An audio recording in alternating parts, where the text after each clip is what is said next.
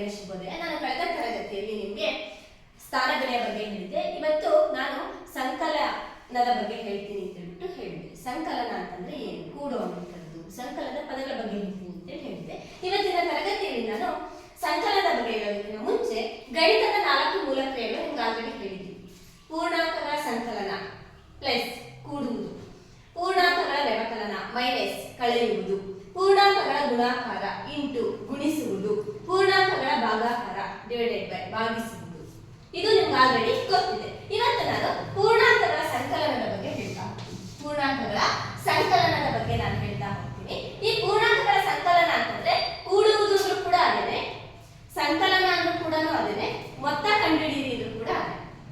ಸಂಕಲನ ಅಂದ್ರೂ ಕೂಡಬೇಕು, ಕೂಡುವುದು ಅಂತಂದ್ರೂ ಕೂಡ ಸಂಖ್ಯೆಗಳನ್ನ ಕೂಡಬೇಕು, ಮೊತ್ತ ಕಂಡುಹಿಡಿಯಿರಿ ಅಂತಂದ್ರೂ ಕೂಡ ಏನ್ ಮಾಡ್ಬೇಕು ಅಂತಂದ್ರೆ ನಾವು ಇಲ್ಲಿ ಕೂಡಬೇಕು.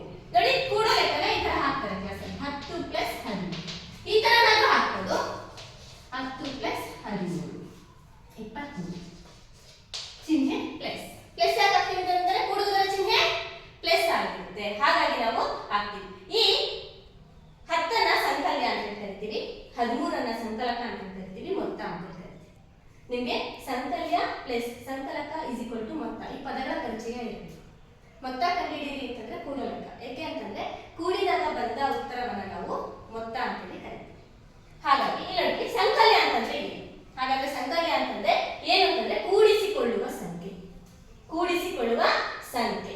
ಸಂಕಲಕ ಅಂತಂದ್ರೆ ಕೂಡಿಸುವ ಸಂಖ್ಯೆ, ಸಂಕಲಕ ಅಂತಂದ್ರೆ ಕೂಡಿಸುವ ಸಂಖ್ಯೆ. ಮೊತ್ತ ಅಂತಂದ್ರೆ ಕೂಡಿ ಬಂದ ಉತ್ತರ, ಮೊತ್ತ ಅಂತಂದ್ರೆ ಕೂಡಿ ಬಂದ ಉತ್ತರ. ಇವತ್ತಿನ ತರಗತಿಯಲ್ಲಿ ನೀವು ಸಂಕಲ್ಯ ಅಂದ್ರೇನು, ಸಂಕಲಕ ಅಂತಂದ್ರೇನು, ಮೊತ್ತ ಅಂದ್ರೇನು, ಕೂಡೋ ಲೆಕ್ಕಗಳು ಈ ತರ ಸಿಂಪಲ್ ಆಗಿರೋದನ್ನ ಮಕ್ಕಳಿಗೆ ಕಲಿಸಬೇಕಾಗುತ್ತೆ.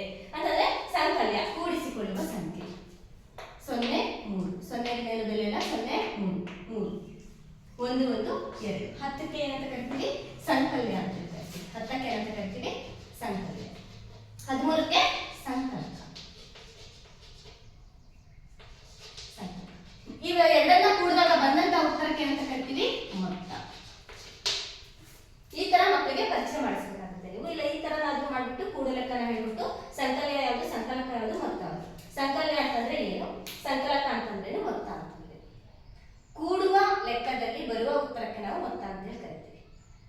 ಮತ್ತೆ ಕೆಲವು ನಿಯಮಗಳಿವೆ, ಸಂಕಲನಕ್ಕೆ ಸಂಬಂಧಪಟ್ಟಂತಹ ಕೆಲವು ನಿಯಮಗಳಿದೆ. ಆ ನಿಯಮಗಳನ್ನ ನಾವು ಮುಂದಿನ ತರಗತಿಯಲ್ಲಿ ಕಲಿತಾ ಹೋಗೋಣ. ಅಷ್ಟೇ ಅಲ್ಲ, ವ್ಯವಕಲನದ ಪದಗಳ ಬಗ್ಗೆ, ವ್ಯವಕಲನದ ಪರಿಚಯದ ಬಗ್ಗೆ, ವ್ಯವಕಲನದ ನಿಯಮಗಳ ಬಗ್ಗೆ, ಇವೆಲ್ಲ ಬೇಸಿಕ್ ನಾಲೆಡ್ಜ್. ಇವೆಲ್ಲ ಮಕ್ಕಳಿಗೆ ಮೊದಲು ನಾವು ಕಲಿಸಬೇಕಾಗಿರುವಂತಹ ಅಂಶಗಳು. ಕೂಡೋ ಲೆಕ್ಕನ ನಾವೆಲ್ಲ ಹೇಳ್ಕೊಟ್ಟಿರ್ತೀವಿ, ಆದ್ರೆ ಆ ಕೂಡುವ ಪದಗಳನ್ನ ಏನಂತ ಕರಿತೀವಿ ಅಂತ ಮಕ್ಕಳಿಗೆ ಗೊತ್ತಿರಲ್ಲ. ಸಂಕಲನದ ಪದಗಳು ಏನಂತ ಮಕ್ಕಳಿಗೆ ಗೊತ್ತಿರಲ್ಲ. ಇದು ಬೇಸಿಕ್ ನಾಲೆಡ್ಜ್. ಹಾಗಾಗಿ ಆ ಪದಗಳ ಪರಿಚಯ ನಮಗೆ ಮಕ್ಕಳಿಗೆ ನಾವು ಮಾಡ್ಕೊಡ್ಬೇಕಾಗುತ್ತೆ. ಆ ಪದಗಳ ಪರಿಚಯನ ಹೇಳ್ಕೊಟ್ಟಾದ್ಮೇಲೆ ಕೂಡೋ ಲೆಕ್ಕನ ನೀಟಾಗಿ ತಿಳ್ಕೊಳ್ಳಿ. ಆ ಕೂಡೋ ಲೆಕ್ಕ ಆದ್ಮೇಲೆ ನಾನು ಮುಂದಿನ ತರಗತಿಯಲ್ಲಿ ನಾನು ಏನ್ ಮಾಡ್ತೀನಿ ಅಂತ ನಿಮಗೆ ಸಂಕಲನದ ನಿಯಮಗಳ ಬಗ್ಗೆ ಹೇಳ್ತಾ ಹೋಗ್ತೀನಿ. ಈ ನನ್ನ ವಿಡಿಯೋ ನಿಮಗೆ ಇಷ್ಟ ಆದರೆ ಲೈಕ್ ಕೊಟ್ಟು ಶೇರ್ ಮಾಡಿ, ಸಬ್ಸ್ಕ್ರೈಬ್ ಆಗಿ. ಧನ್ಯವಾದ.